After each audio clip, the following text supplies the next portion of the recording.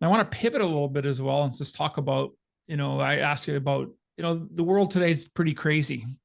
I don't think anywhere, wherever you're living, whether you're here in the West like we are, or if you're overseas and, and the issues that are happening right now in Israel and the Ukraine. Tell me why you say that the world is completely upside down right now. Well, that's a good question.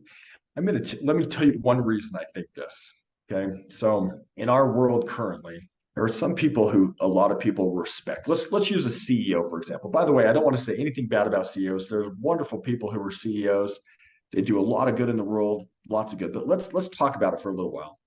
Here's the sad truth. Most of the companies that are awesome and doing well right now, in a decade or two, maybe a little more, maybe a little less, will be bought, sold, bankrupted, disrupted. They won't be the same.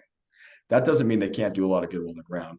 They can. But let me ask you another question. Before we go down that road too far, I want to ask a question. And I ask this to a lot of people. I'll ask people, I'll say, do you know what your great great grandparents did for a living? When I ask that question, occasionally I'll get somebody who says, oh, yeah, I know my great great grandparents do this. But most of the time, people can't tell you. They can't tell you what they did for a living. And so I'm going to ask you a question. I'll ask the viewers a question. I want you to ask yourself, do you know what your great great grandparents did?